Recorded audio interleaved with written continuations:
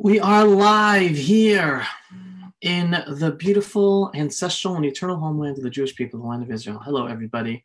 So, those of you in Israel know we have ended the Passover holiday, the holiday of freedom, the holiday of redemption. And we're all looking to be redeemed and be able to leave our homes finally with this corona situation. And what else? You see this? Yeah, some growth taking place here because Jews all over the world have started counting the days to the holiday of Shavuot, also known as Sfirat HaOmer, the counting of the Omer. And it is traditionally a period of mourning because we mourn the 24,000 students of Rabbi Akiva who died. And there are different reasons given of how these 24,000 students died. One, and still today, right, thousands of years later, we Jews, we are connected with our past and we still mourn. And a traditional sign of mourning is to not shave. So hence you have plenty of religious Jews not shaving now for a number of weeks. And it's to remember what happened to these 24,000 Jewish students that they died. One of the reasons given to how they died is that it was actually by a pandemic. So that's definitely a way of connecting us with today's day and age. Hopefully we are not going to reach those numbers at all. I'm just referring to the fact that it was a pandemic that killed 24,000 students. And according to that rabbinic thinking, one of the reasons they died from this pandemic is because they didn't treat each other nicely. They didn't treat each other with respect. Whereas we can have disagreements. And today we know this. I mean, you have so many people. We have political disagreements today, religious disagreements, yet we're still supposed to respect one another, talk civilly to one another, not let those disagreements split us apart and disrespect one another. And that's happening a lot in today's day and age.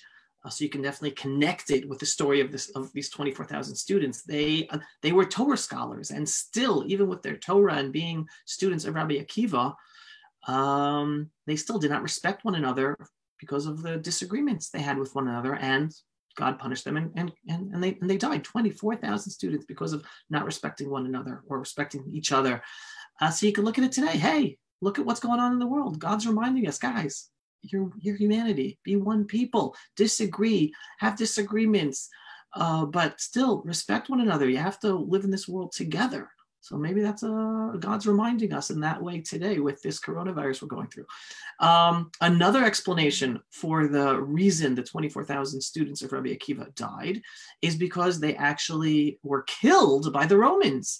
Rabbi Akiva was one of the biggest supporters for Bar Kokhba, the final rebellion, the final Jewish rebellion against the Roman Empire here in the land of Israel, when the Jewish people still had sovereignty in our homeland while it was still called Judea. And Bar Kokhba was that final rebellion that the Romans put down. And Rabbi Akiva, being the spiritual advisor and supporter to Bar Kokhba, he gave permission to his students to fight with Bar Kokhba. And we know from history, but just close to here, Beitar Illit was a place that the blood of millions of Jews was all over the ground, all through the hills and the valleys. Beitar is known as that last battle that the Romans decimated Bar Kokhba and his soldiers and the Jewish rebels that were rebelling against the Roman Empire. So it could be that of those million Jews who were slaughtered in Beitar or in that rebellion against the Roman Empire were the 24,000 students of Rabbi Akiva. In any case, that is why you are seeing this growth of hair on my face and of other people's. If you're not familiar with that tradition of the Jewish people. All right, let's jump into Israel. So let's go into something that happens today. Very, very sad. We're going to delve into some politics in a bit. First, I want to delve more into a moral issue. Let's start with this video. All right. This is a video of today of Muslim Arabs in Judea and Samaria celebrating. All right. Celebrating the release of someone who helped a terror attack. And I'll get into it in a second. Here we go. All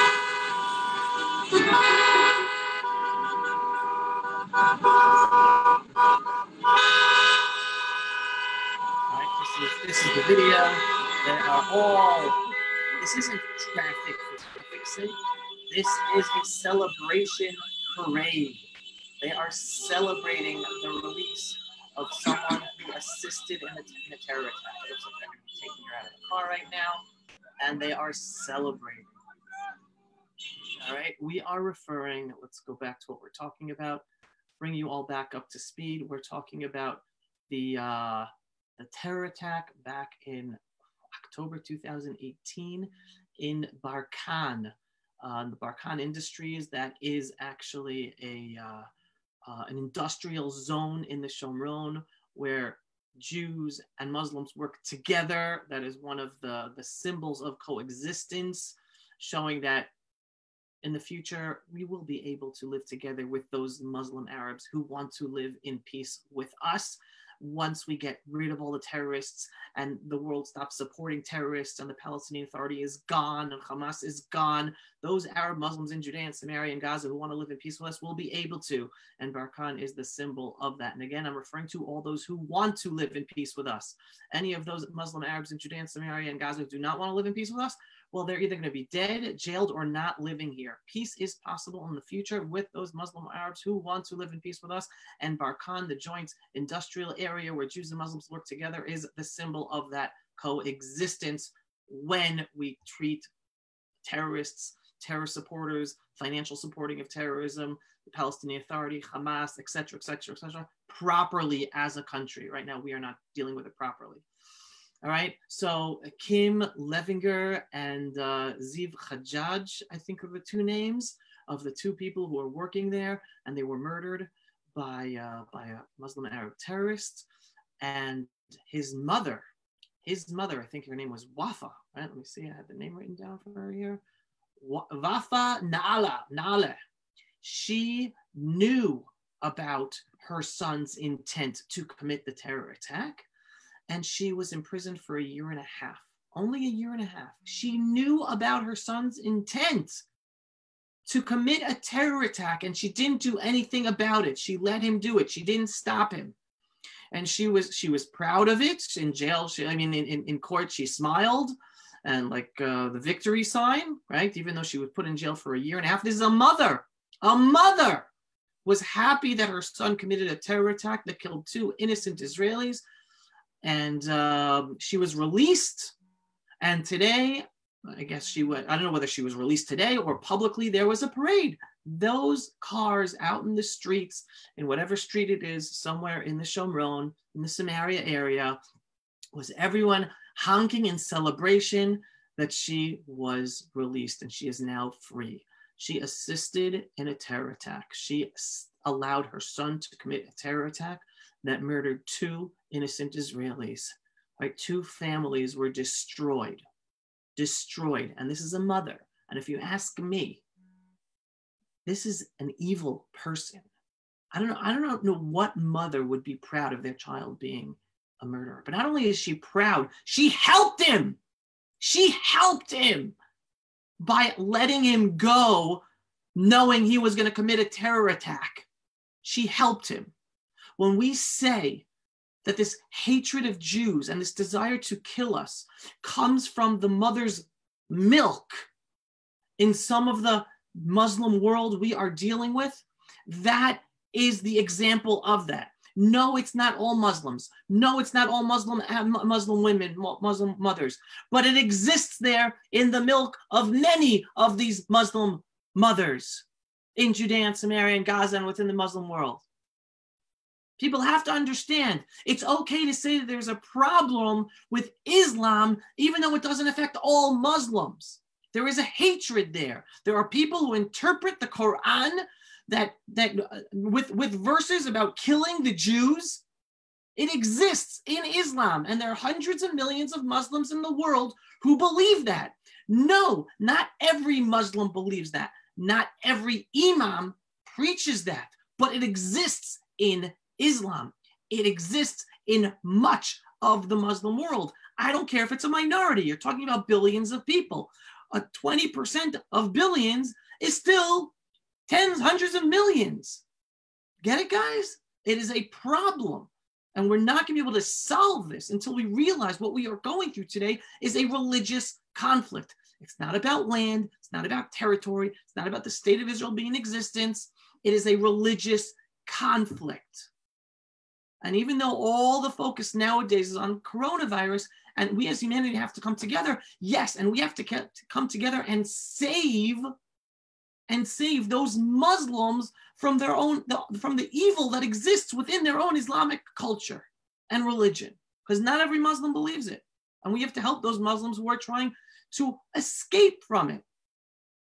And you can't help those Muslims trying to escape the evil from within their own culture if we, whether you call it Western society, whether you call it modernity, whether you call it Israel, whether you call it the Jewish people, well, all the we's I just mentioned ignore the core issue of the conflict, and it is a religious conflict. It's because of Islam, they don't want a state of Israel the Jewish state of Israel to exist. It's because of Islam, they are taught in mosques to kill us. And it's because of Islam that Muslim mothers want to help their sons murder us and are proud when their sons murder us and then are terrorists. So this was this woman today being paraded around and celebrated by her neighbors, by the villagers, wherever that was in the Shomron.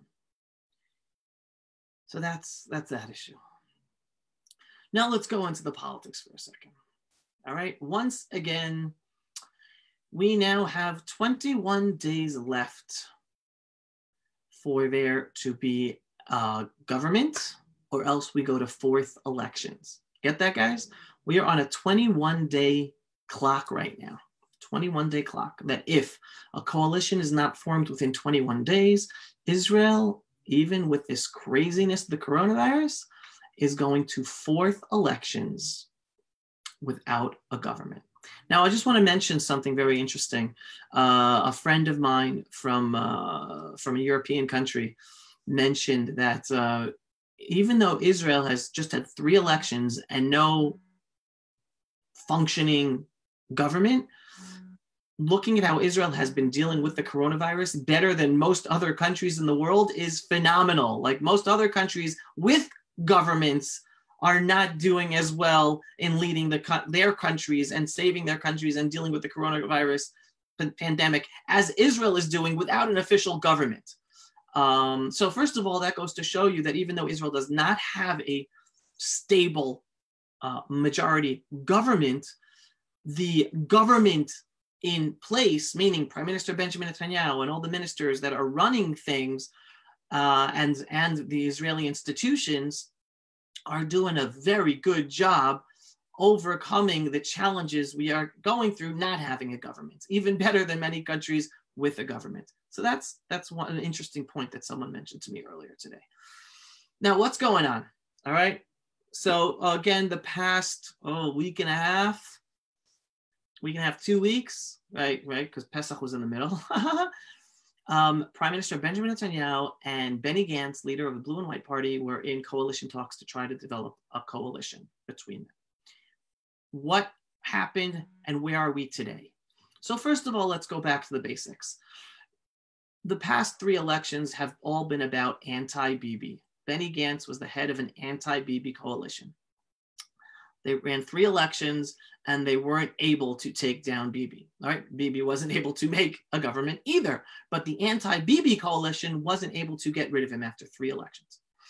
So after this 3rd election, when it looked like there were no government was able to be made again, Benny Gantz finally made the first good leadership decision. And if you could ask me, his first leadership decision showing that he has leadership potential, when he decided that setting up a government together with Bibi for the benefit of the state of Israel, for the people of Israel, is more important than getting rid of Bibi. Okay, and that's the decision he made. And again, that was a big decision for him because when he was the leader of the anti-Bibi camp under his leadership was willing was willing to make a deal with the devil, literally the devil. They were willing to make a deal with the Israel-hating Joint Arab List in order to take down Bibi Netanyahu. And just tonight, actually, Boogie Ya'alon, one of Benny Gantz's partners from Blue and White, who did not continue with Benny Gantz for coalition talks with Bibi Netanyahu. Rather, he left to stick with Yair Lapid, to stay in the anti-Bibi camp. Today, he said that to him, even though he and all of Blue and White leadership before the last elections made a promise they would not have any working relationship whatsoever with the Joint Arab List because they're anti-Israel and they want to put him and Benny Gantz and all of the Israeli officials and IDF officers, send them to the criminal court in The Hague, that there was no way they would work with them in any way, shape, or form. The reason they did work with them to try to topple Bibi is because it's like, as we say in Judaism, pikuach nefesh doche Shabbat, right? That saving a life is allowed to be done even if it means going against commandments and breaking the Sabbath. Meaning, whatever, someone's drowning, even though on the Sabbath we're not allowed to go in a boat or use an electric boat, or on the Sabbath, if you have to jump into an electric boat to save someone's life, you're allowed to, right? Saving someone's life is more important. It trumps the Sabbath and following the laws of the Sabbath. So he said, working with the Joint Arab List to him was like saving a life instead of following the laws of the Sabbath, right? More important, which is crazy. He's basically saying that Bibi Netanyahu, and this is what the anti-Bibi camp has been going according, and they still hold this view.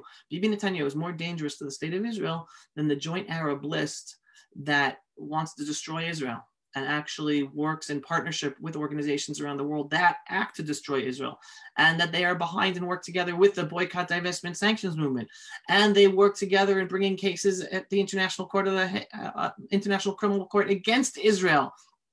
All right, you're talking about a true danger to Israel, the Joint Arab List, and Bibi Netanyahu is more dangerous to the leaders of the anti-Bibi camp than this Joint Arab List. Anyway, that was the headspace that this anti-Bibi camp was in. Again, there's Yair Lapid, Boogie Ya'alon, Gabi Ashkenazi, Benny Gantz, Avigdor Lieberman. And after this third election, finally, Benny Gantz decided, you know what, even though I've been leading this anti-Bibi camp and been willing to work with the Israel-hating Joint Arab List, we have to have a government because of Corona. So he said, I'm going to start talks with Bibi Netanyahu. And then Yair Lapid and Boogie Ya'alon said, forget it. We're not going with you. We're sticking to the anti-Bibi camp. We want to get rid of Bibi. Now it's been 2 weeks of coalition talks, and we see it's not going anywhere. The main sticking point why the coalition talks aren't going anywhere is because you have to understand this. Bibi has a right-wing religious bloc of 59 seats right now. Okay, Gantz's party, he has 15. He has another 2, Hauser and Hendel, that's split from Boogie Ya'alon, so 17. And the Labor Party split off also, that's another 2. So Gantz represents 19 seats.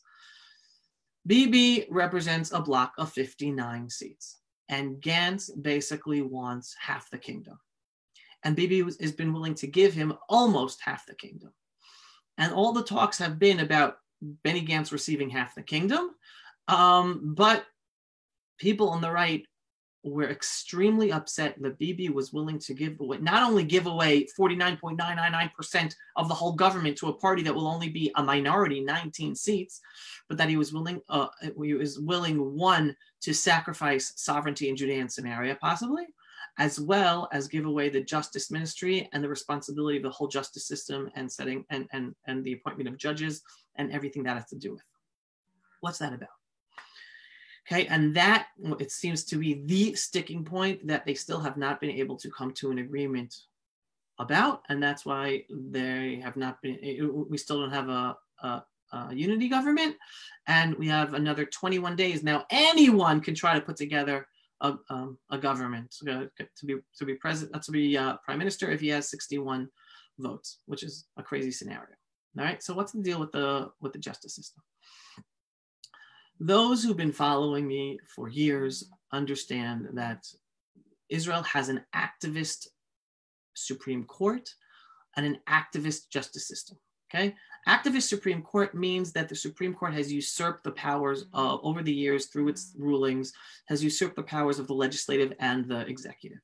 Right, basically they've destroyed the separation of powers. There used to be a separation of powers, right? Executive, legislative. They're about executing and legislating, and then a Supreme Court that comes in that if something goes against the law, right? Israel doesn't have a constitution, so if something goes against the law, then it's wrong, and then it's shot down. All right, but the Israel's activist government, Israel's activist Supreme Court has turned itself to be on top of the executive and legislative. What does that mean? Anyone today, anyone can go to the Supreme Court with a claim that a law is hurting them. Anyone, including parliamentarians, MKs, who don't agree with laws that were passed. Do you get that? Anybody can go to the Supreme Court with a claim. You don't have to have a connection to a case. No connection whatsoever.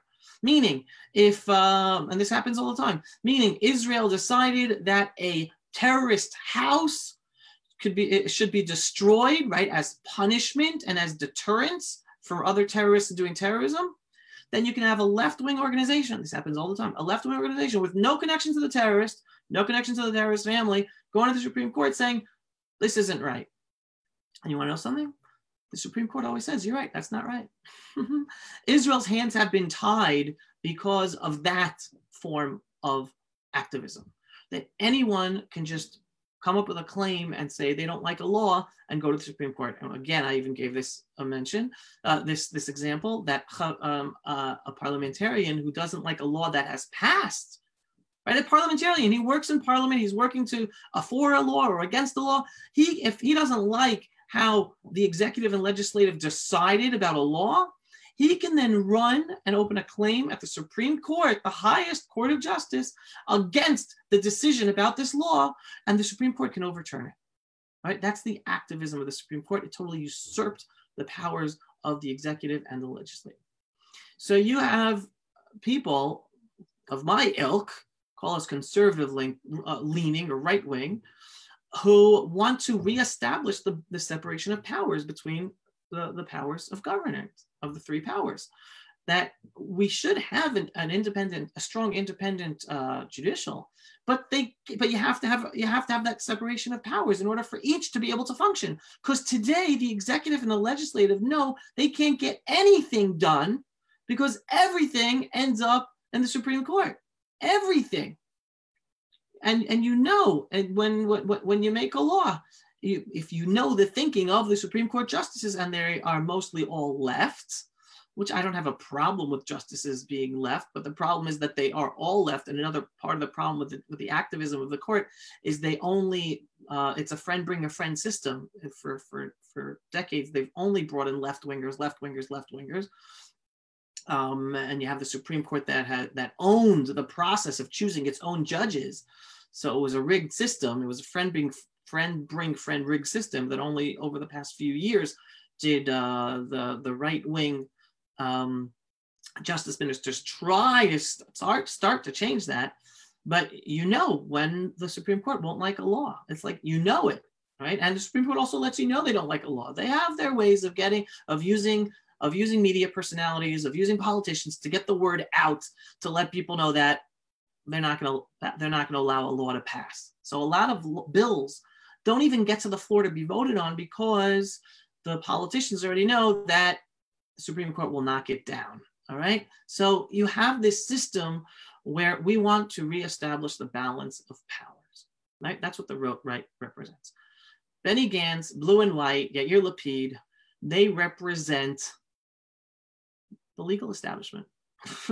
They want to ensure that the usurping of powers of legislative and executive continues, and that the Supreme Court and that the judicial system, which includes the attorney generals of all the different ministries, have supreme powers more than they should have. And that's what they're all about. They're there to ensure that the Supreme Court and the justice system continues to run the country, because that's what's going on. Let me give you some examples how it's running the country.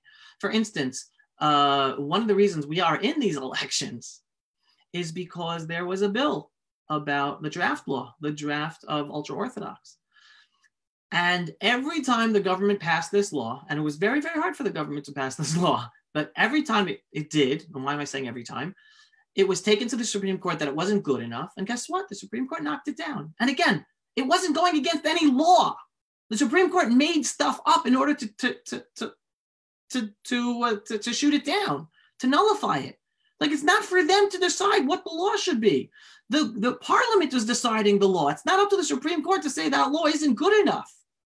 It doesn't go against any law.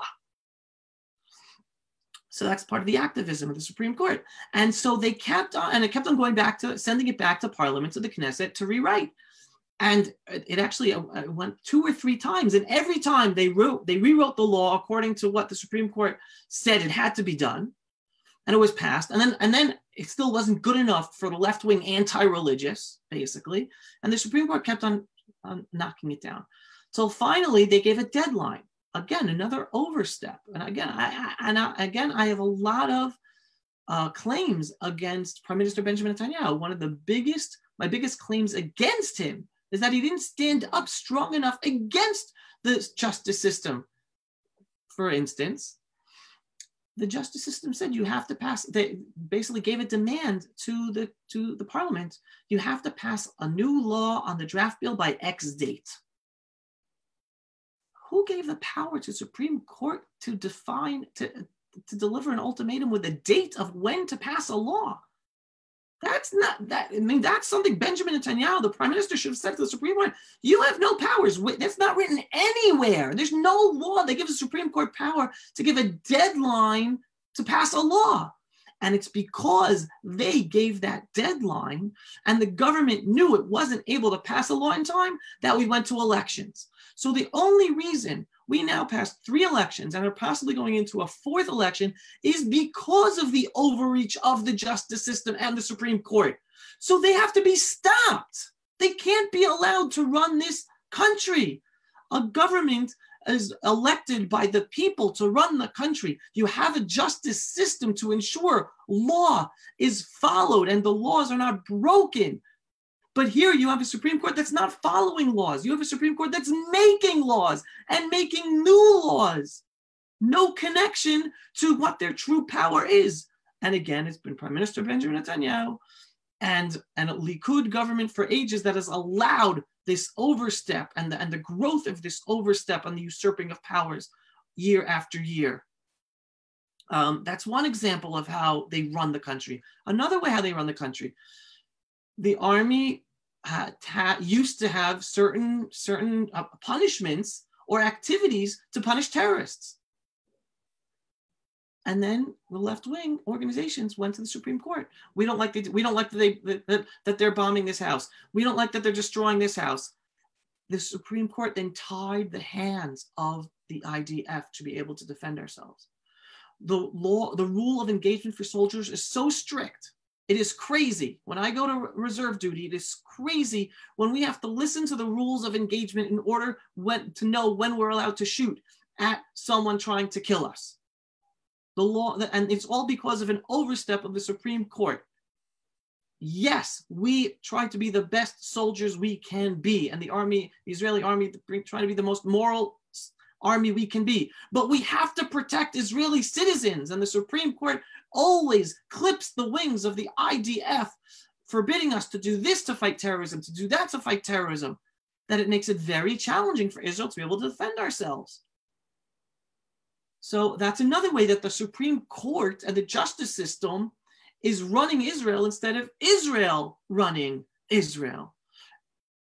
These are just 2 of many examples of how the judicial system has totally usurped the powers away from the people and our parliament in order to run our lives. And of course, we should have and we must have a justice system to stop injustices, but they're not stopping injustices. They are ruling according to their own left-wing progressive value system, and that has to be stopped. And it's Benny Gantz and his party that want to continue that. They are there. Benny Gantz is a nobody, folks. He's a puppet. He wasn't a good Ramatkal. He was like the 5th or 6th choice to be the IDF chief of staff, because he wasn't good and nobody wanted him, but that's what it fell to, because everyone else that was wanted didn't want to take the position or wasn't available for the position. People who have worked with him in the army said that he doesn't know how to make decisions. He is not a prime minister material. He was not a good IDF chief of staff. He is a puppet who looks like the nice Israeli, tall, speaks nicely, good looking, reminds Israelis of the good Israeli. And he was put up there as a puppet, thinking Israelis would vote for him because of that and that alone. And you want to know how we know this is true? Because today his old partners are saying exactly that. Boogie Ya'alon, Yair Lapid, Ofer Shalach, people who just 3 weeks ago said he is the best person to be prime minister, are all saying now he is horrible and thank God he can't be prime minister and he shouldn't be prime minister because he's weak and he can't make decisions, etc. Everything I already knew, and I was telling people not to vote for him when Boogie Ya'alon, Ofer Shalach, and Yair Lapid were saying that you should vote for him. He is a weak man. He's a nice guy. I'm sure he's a nice guy. I don't have a problem with Benny Gantz, the man, but he wasn't a good chief of staff, and he would be a horrible prime minister. He's not prime minister material. And he's only there because they thought he can get the votes to topple Bibi. And in a sense, he was the best shot for them to topple Bibi, and even that has failed. But he is there in order to ensure that the legal junta, the legal usurping of powers continues in Israel. So the reason no agreement was made is because that's something that somehow, even though Bibi Netanyahu gave in and allowed someone from Benny Gantz's party to be the justice minister, but they were talking about coming up with a decision of how to choose judges, and the Likud didn't want Benny Gantz and the far left to have sole control over the choosing of judges. Not only that, one of the consultants, advisors to Benny Gantz in the political coalition talks was somebody who was working as an attorney general in Bibi Netanyahu's case to take him down. So Bibi Netanyahu basically is saying, listen, we're about to make a deal. 1.5 years prime minister, each of us. But the left is saying, we're going to go to the Supreme Court so that Prime Minister Benjamin Netanyahu can't be prime minister. So Bibi's going, wait a second, you want me to make you promises that we're going to have a rotation deal. But if they go to the Supreme Court tomorrow and then that rules me that I can't be a prime minister, you're going to be prime minister. Or there was all these other issues that were coming up. And again, Benny Gantz's people were the people looking to ensure that the justice system remains on top, usurping all the powers of the executive and the legislative.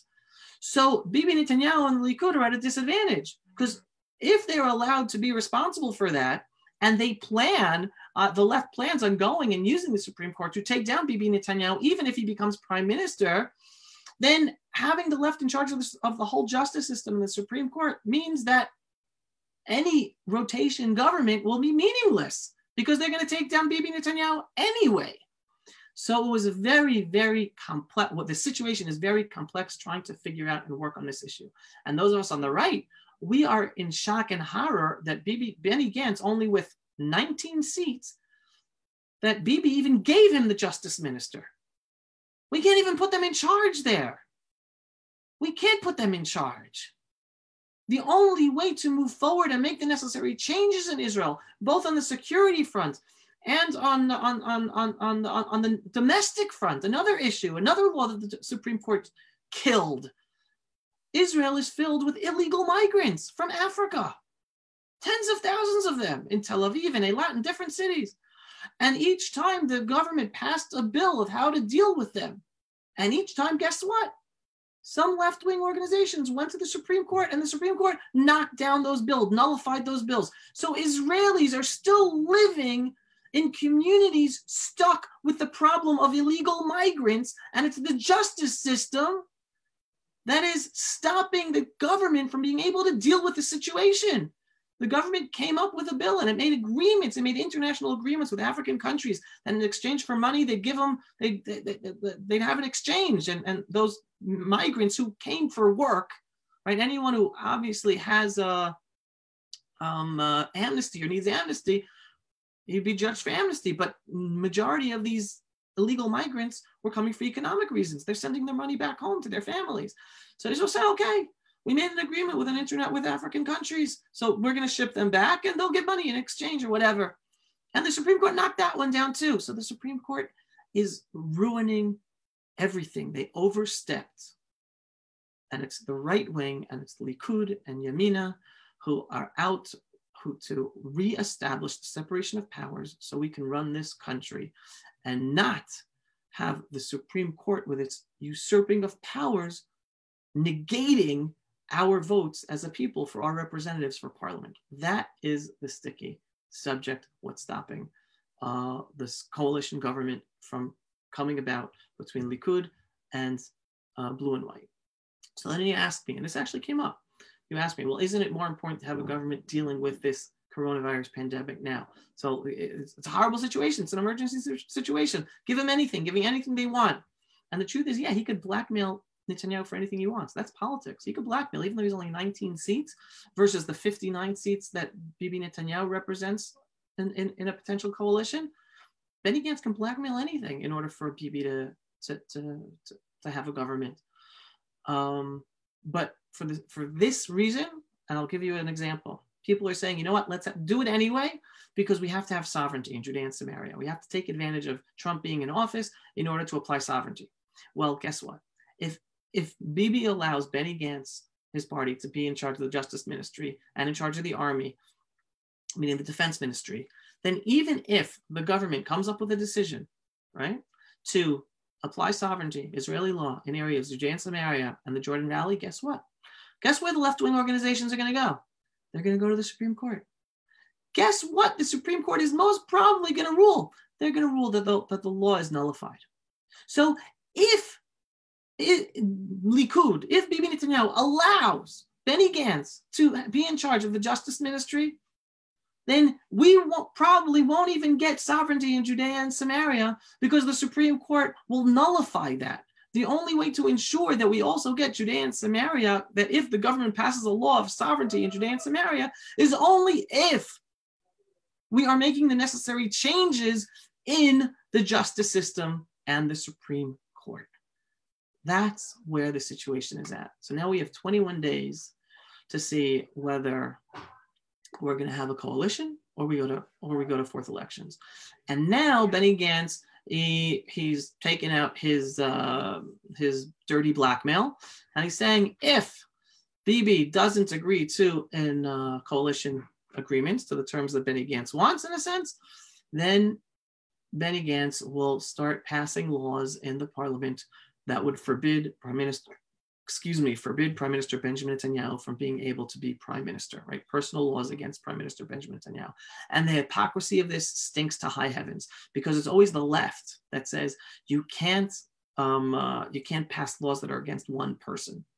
And here this law is totally about getting rid of Prime Minister Benjamin Netanyahu and passing laws that forbid him, even though the Israeli law, right? The Israeli basic law of prime minister says that even though anyone who has an indictment against them cannot serve as a minister, as a prime minister, you can serve with an indictment unless you are convicted. Okay, so for the law, Israeli law states, a basic law states that a prime minister can stay so long, even if he has an indictment against him, he has to step down only if he's convicted. Why? The people who passed this law, the reasoning was because they didn't want to allow people to take advantage of the legal process to take down a prime minister. Meaning the law was written exactly that way to prevent what's happening today, to stop people from abusing the law to get rid of a prime minister. So now Benny Gantz wants to change that basic law so that even a prime minister can't sit only if he's indicted, which means that from here on in, if they pass that law, if let's say I want to be prime minister and people on the left don't like me because I'm pretty right wing, right? Even though I consider myself open to everybody, but I'll be labeled right wing. People on the left don't like me. They can go today to the Supreme Court take something out me, make whatever case against me, have an indictment made against me. And because of that, there's an indictment against me, I can never run to be prime minister. Right? So they could do that against sitting politicians or people who announce that they want to be prime minister. And if you don't think this might happen, well, they've done it in the past against ministers because it's forbidden for someone who's a minister to serve as an indictment. Famous case, and it's just one of many. Yuval Ne'eman was selected by Bibi Netanyahu back in 1996 to be justice minister, and people in the justice system did not like that because Yuval Ne'eman was an outside guy, known to be clean, straight as an arrow. Bibi chose him. They didn't like that. So they cooked a case against him, and they brought an indictment against Yuval Ne'eman. And guess what? He had to step down, and he couldn't serve as justice minister, just like that. Obviously, the case was thrown out against him. There was no case. Okay, it was a cooked up case to get rid of a justice minister that people in the system did not want. And that's what will happen if Benny Gantz and his ilk in blue and white and Yair Lapid and Avigdor Lieberman pass these laws that would forbid a prime minister from being able to serve as prime minister if he has an indictment against him, all in order to get rid of Bibi Netanyahu. So now he's threatening, he's taking out a gun, right? Benny Gantz is taking out his weapon and saying, Bibi, if you don't agree to my terms and come up with a coalition agreement now, I'm going to start passing all these laws against you and other laws that his right-wing partners aren't going to like. So that's the situation today. What's going to be? I don't know. It will be good. Whatever will be good. Why do I say that? Because I'm an optimistic believer. And even if it's a government, why am I saying it'll be good? Meaning it might be a bad government. Right now, Likud, Kahol Lavan government acting as 50% of the government is horrible.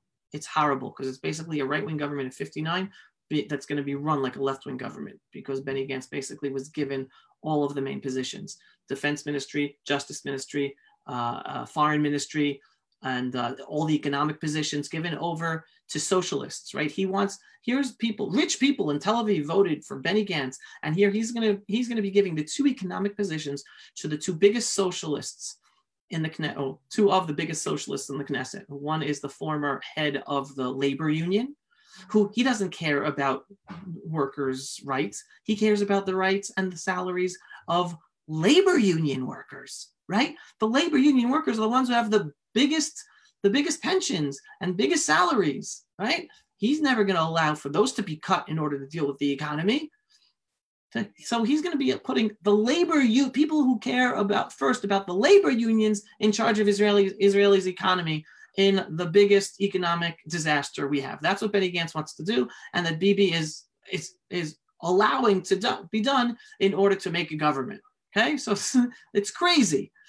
And yet rich people, or the more established middle class and upper class Israelis voted for Benny Gantz and Yair Lapid, and this is what they would allow. They would allow the heads of the labor unions to run the economy in Israel. Total socialism, not looking after the real workers of Israel and the economy of Israel, but looking after their labors and their unions, sorry.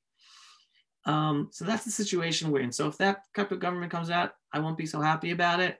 But the happiest I'd be is if Benny Gantz would be cut down to size and he would be part of the government, but he would not have 50%. He wouldn't have 49.9%. He'd be 20% of a say-so in the government because that's what he is. He's only 19 seats versus 59.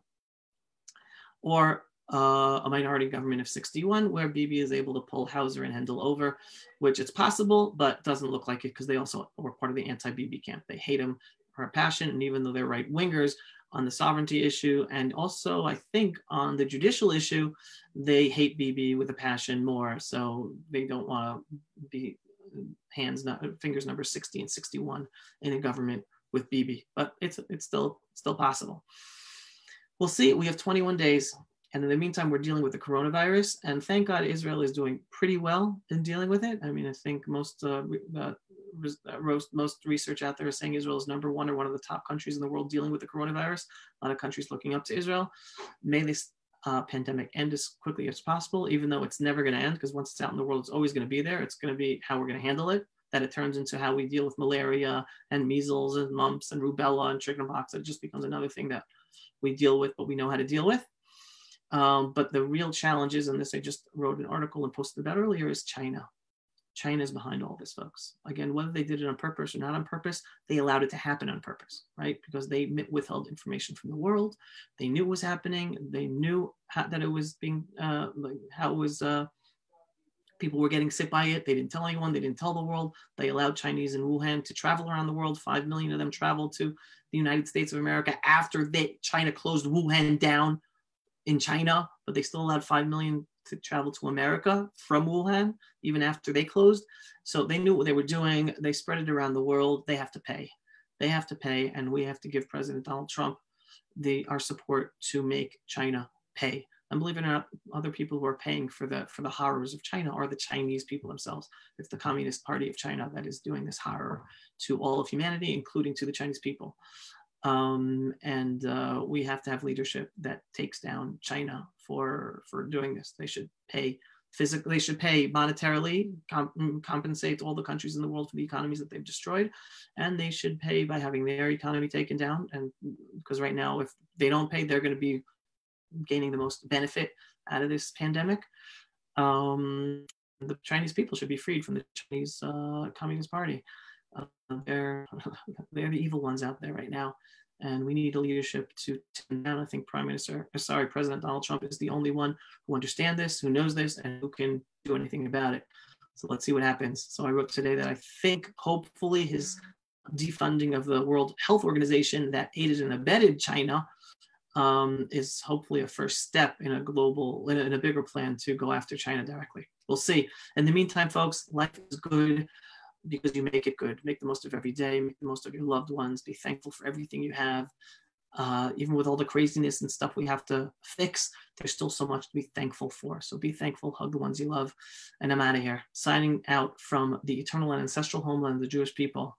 This is Avi Ablo for today's Pulse of Israel. Thanks for watching.